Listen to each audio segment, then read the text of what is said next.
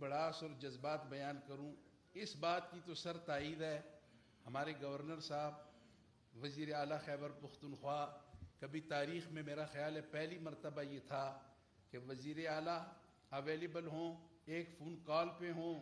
Governor house کے دروازے کھلے ہوں، علماء آتے جاتے رہے اس میں، اور اس میں کوئی شک نہیں، ہم سب اس کے گواہ ہیں۔ اور جناب ڈاکٹر نور الحق قادری صاحب تو آپ اب منسٹر نہیں ہیں، اس لیے میں کہتا ہوں آپ دلوں کے وزیر ہیں۔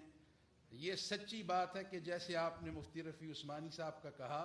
پاکستان کی چوٹی کی قیادت جناب عمران خان صاحب جب آپ وزیر اعظم تھے، ڈاکٹر عارف علوی صاحب کو بھی یہ کریڈٹ جاتا ہے اور نور الحق قادری صاحب کو بھی، کہ بلا تفریق مسلک، کوئی اس میں کوئی مسلکی بنیاد پہ نہیں، بلکہ تمام مسالک کو انہوں نے ان چند سالوں میں اکٹھا رکھا، اور اتنی مرتبہ ہم صدر ہاؤس اور وزیر اعظم ہاؤس کے اجتماعات ہوئے، میں سمجھتا ہوں کہ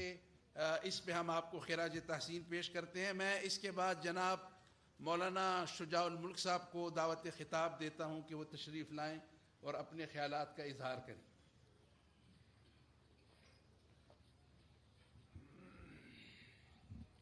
حامداً ومصليا أما بعد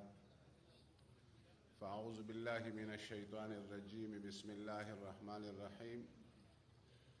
وما محمد إلا رسول قد خلت من قبله الرسل أفإن مات أو قتل انقلبتم على أعقابكم صدق الله العظيم۔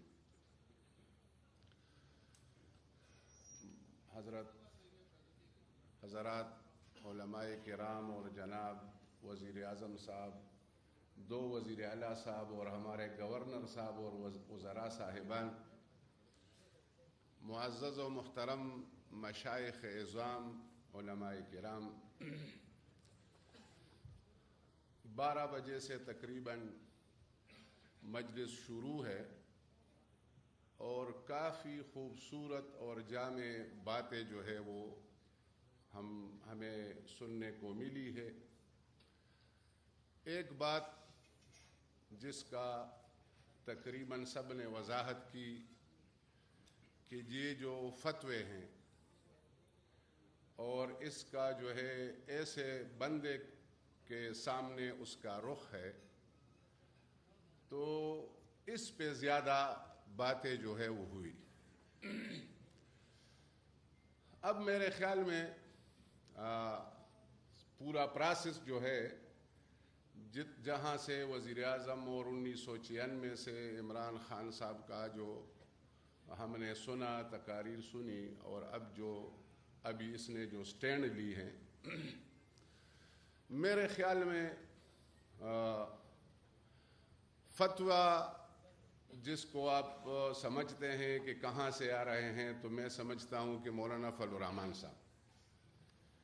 صرف ایک ہی جگہ سے فتوے آ رہے ہیں اور اتنے سارے علماء اس سے متاثر ہیں کہ جی یہ ٹھیک نہیں ہے۔ اور یہ میں سمجھتا ہوں کہ اب جو ہے ان کو وضاحت ہونی چاہیے کہ یہ کس کے ایجنٹ ہیں۔ جو عملاً ثابت ہو گیا کہ نہ ہم اسرائیل کے ایجنٹ ہیں، نہ یہود کے ایجنٹ ہیں، نہ امریکہ کے ایجنٹ ہیں، اب ان کو وضاحت، میرے خیال میں مولانا فضل الرحمان صاحب کو یہ وضاحتیں ہونی چاہیے کہ کس کے ایجنٹ ہیں۔ اب شہباز شریف صاحب کو یہ وضاحت کرنی چاہیے کہ وہ کس کا ایجنٹ ہے۔ اب زرداری صاحب کو یہ وضاحت، ابھی یہ جو ہم تو اس کو معمولی چور چکے سمجھ رہے تھے، لیکن وہ معمولی چور چکے نہیں، وہ کسی کے ایجنٹ ہیں، اور وہ کس کے ایجنٹ ہیں وہ ہمیں بتائیں۔ تو یہ وضاحت میرے خیال میں کہ ابھی وہ فتوے جو ہے وہ انشاءاللہ نہیں لگائیں گے، میں سمجھتا ہوں ابھی اس کا نبض جو ہے وہ ہم ٹھیک کریں گے، آپ فکر نہ کریں گے۔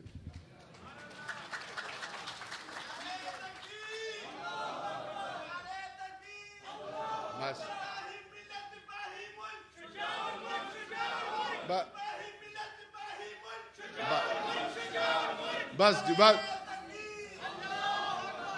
دوسری بات ہے، اب میں ذرا پروگرام کے مطابق کسی نے تقریباً بات نہیں کی کہ حقیقی آزادی۔ اب یہ جب عمران خان صاحب کا پہلا جو عدم اعتماد یا رجیم چینج، جس کو آپ جو بھی نام دیں، وہ ہوا تو مجھے ایک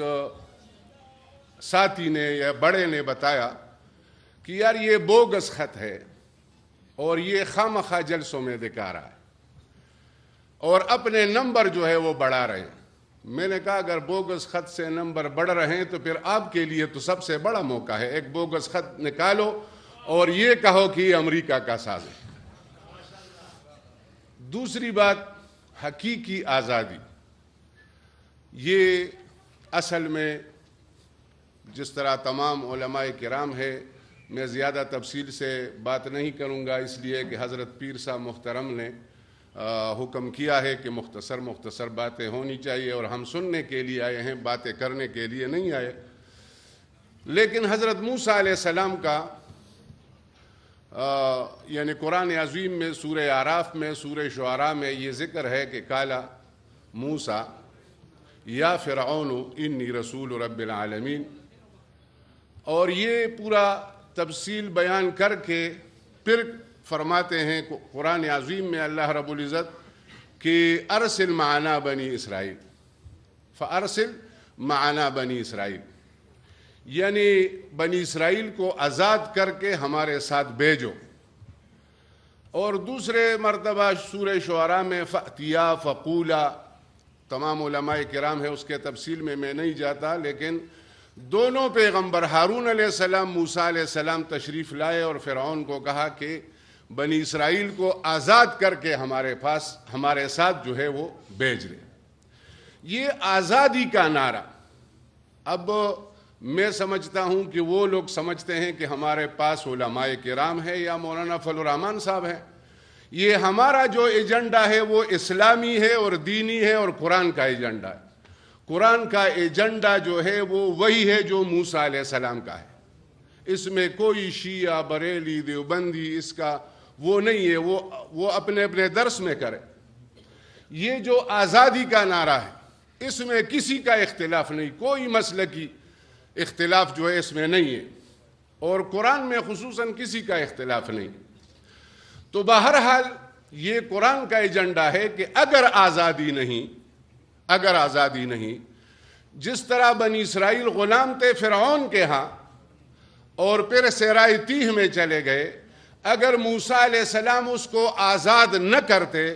تو پھر ایسا قوم یا ایسا شہر جو ہے، جس طرح اس وقت بیت المقدس تھا اور بعد میں مدینہ منورہ،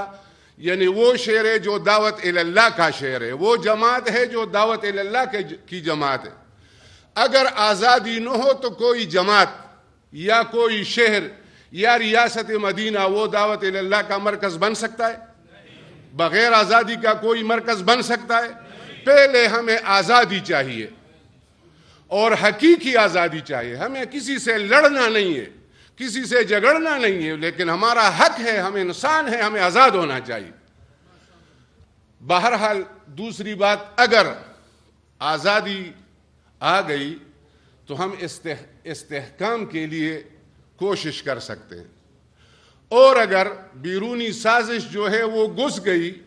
اور اس کے پیسے آئے تو میرے خیال میں عدم استحکام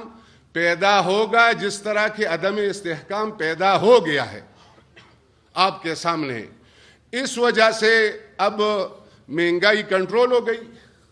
ملک کے مشکلات کم ہو گئے یا بڑھ گئے؟ عدم استحکام آئی یا استحکام آ گیا؟ اگر عدم استحکام مسلسل چلتا رہا اور فوراً الیکشن نہیں ہوا اور قوم کی مرکزیت نہیں بنی اور صحیح الیکشن نہیں ہوا، آزاد الیکشن نہیں ہوا، اور یہ عدم استحکام رہا تو سالمیت کو ہمارے لیے خطرہ ہے کہ نہیں؟ وآخر دعوانا الحمد۔ ماشاءاللہ، یہ تھے حضرت مولانا شجاع الملک صاحب، اور اس کے بعد میں جناب حضرت مولانا گل نصیب خان صاحب کو دعوت خطاب دیتا ہوں کہ وہ تشریف لائیں اور اپنے خیالات کا اظہار فرمائیں۔ تیرا نصیب میرا نصیب، تیرا نصیب میرا نصیب، جناب عمران خان سے، مولانا محمد خان شیر علی سے، مولانا شجاع الملک سے، جمعیت Ulema Islam P T I اتحاد خان صاحب اگر مزدور امان کے لیے چائنا یہودی جنگ نہیں ہے، برطانیہ یہودی جنگ نہیں ہے، کینیڈا نہیں ہے، آپ مسلمانوں کا ایجنٹ ہے، آپ مسلمانوں کا نمائندہ ہے. خان صاحب زندہ باد.